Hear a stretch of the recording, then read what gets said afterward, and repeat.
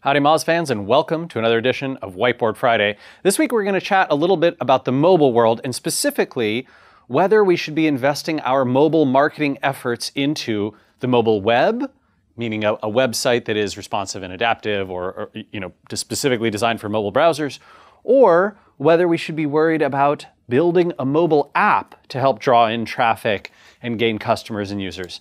And I think these two worlds are actually quite different. So I spent a bunch of time recently here internally at Moz going through a huge number of statistics, trying to gather as much data as I could to understand these two worlds. And I thought I'd share that with you. I'll give a bunch of links at the end of this presentation, probably a good dozen of them that I'll make sure are in there. But just to give you a broad overview, basically, the mobile web kind of looks like this. There's a lot less time spent in the mobile web, meaning on mobile websites on a mobile device, than there are in the world of apps. Far, far less time spent. But weirdly, and this is very strange but confirmed by several different sources, there's more traffic overall, meaning more unique people making more different visits rather than, which makes a little bit of sense when you think about how those things are done, right? Remember that a visit to a web page is a much less intense activity than loading up a mobile app and then spending time in it. So sure, that can make some sense. It's also growing faster. So the mobile web is about 2 times bigger in terms of raw traffic, and it is growing faster than the mobile app world, which will also make sense in a sec when we talk about apps. This is Morgan Stanley data. I think they're using ComScore as one of their sources, and there's another one that backs this up as well. Mobile web traffic is also highly distributed, and you can see that in everyone's numbers, everyone from SimilarWeb to ComScore to Nielsen. They're all reporting this. It's a lot like desktop, which again makes sense. It's not that we spend all our time on just a few websites. In fact, because so much of the time that we spend on the web in desktop is on Facebook's website and on YouTube's website, and that is mostly app traffic in the mobile web, the long tail looks really long when it comes to the mobile web. There's essentially tons of people visiting tons and tons of different websites all across there, making, I think on average, visiting a few hundred to a few thousand unique websites in a month across mobile browsing. And for the mobile web, search, social, and word of mouth or type in or bookmarking, right? Those are the big sources of mobile referrals, which isn't surprising. Those are pretty big on desktop as well. So pretty distributed, broad system here. A lot of similarities to the desktop web. We're pretty familiar with this world.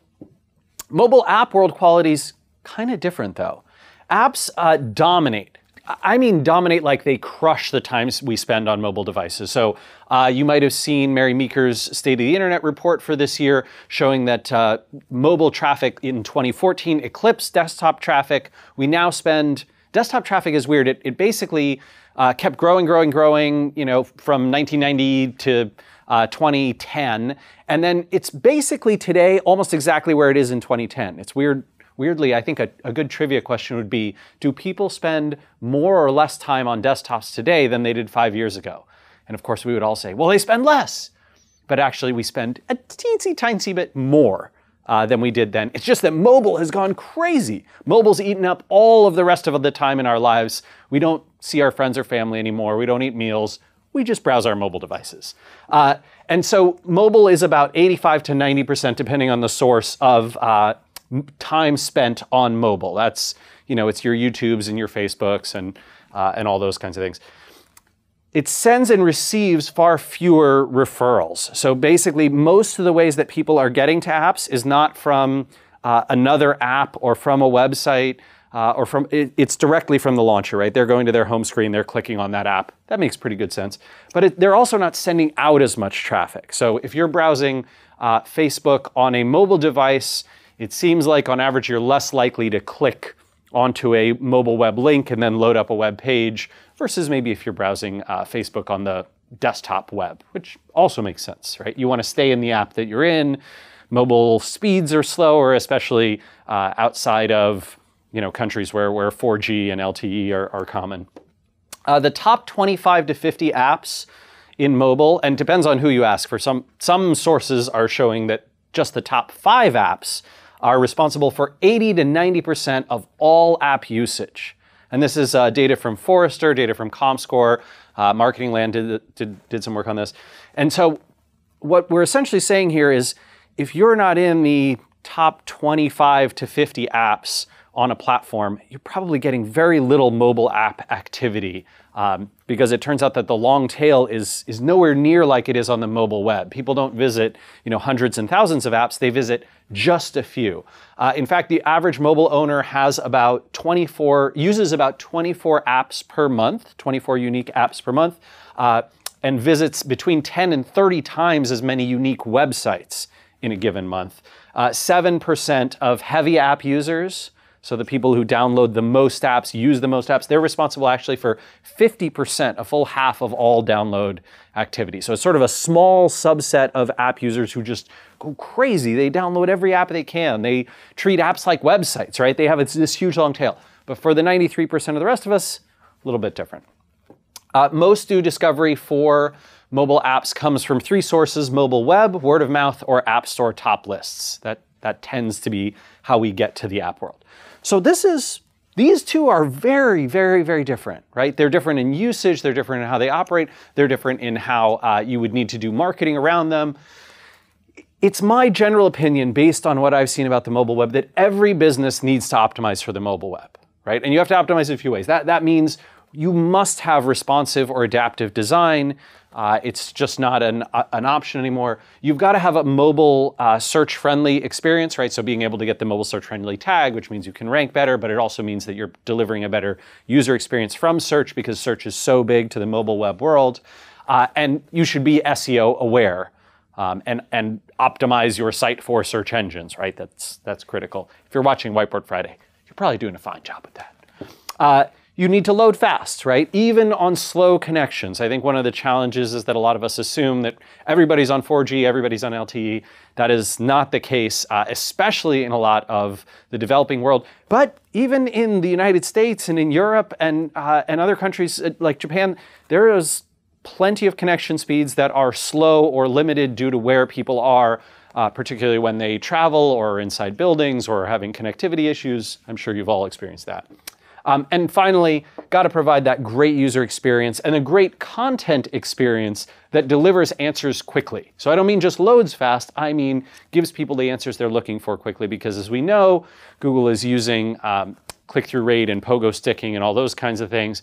And if you have a bad experience where you're not delivering, even if your page loads fast, you're not delivering the answer someone was seeking when they performed a mobile search, they land on your mobile web page, they're going to click the back button and choose somebody else. And they're less likely to choose you in the future, and Google's less likely to rank you in the future. So very frustrating.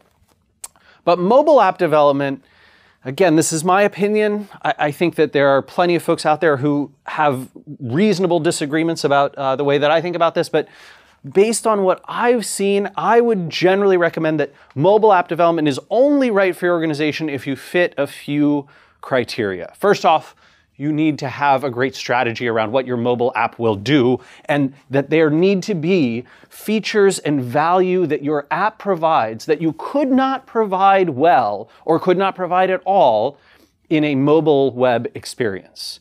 If an apps can do things like push notifications even when the app is dormant.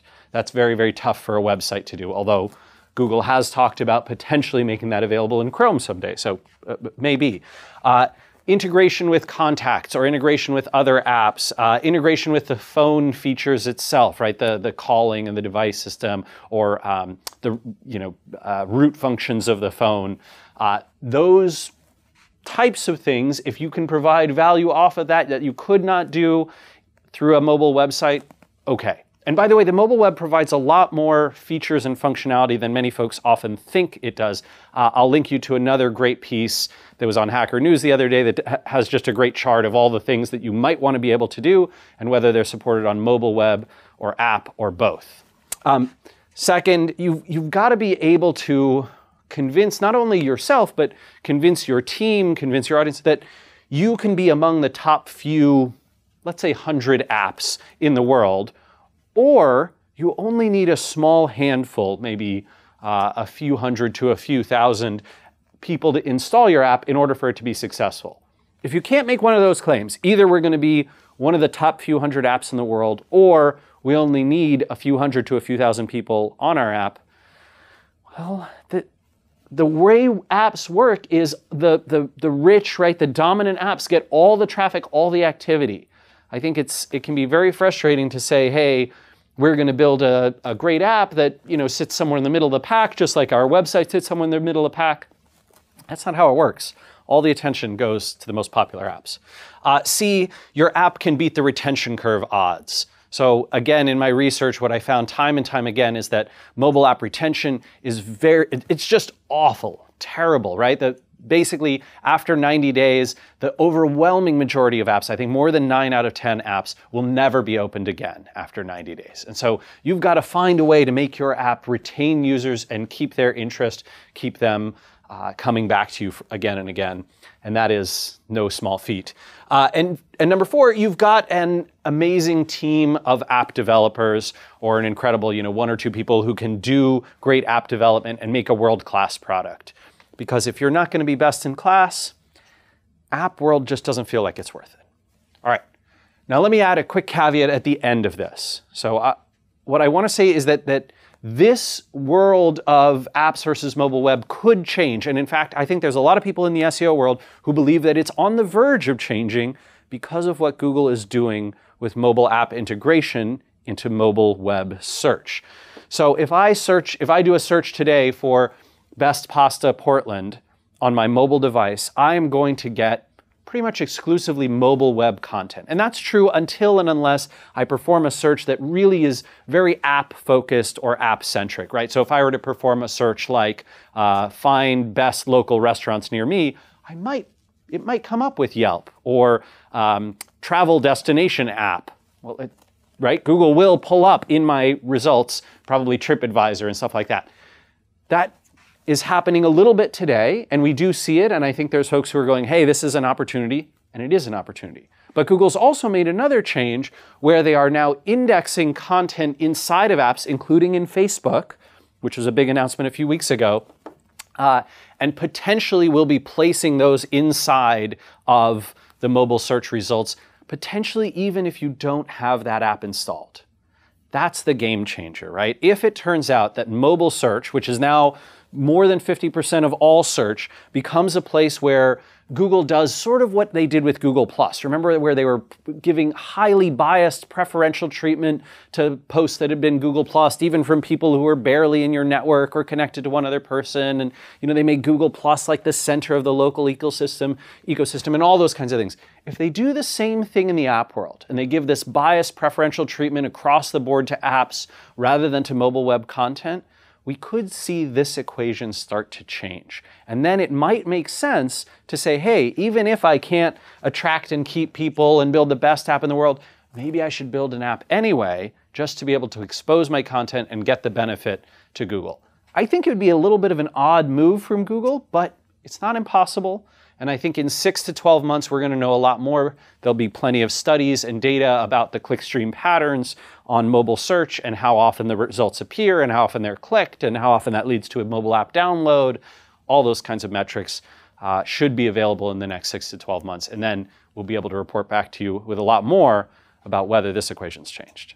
All right, everyone, look forward to your comments, and we will see you again next week for another edition of Whiteboard Friday. Take care.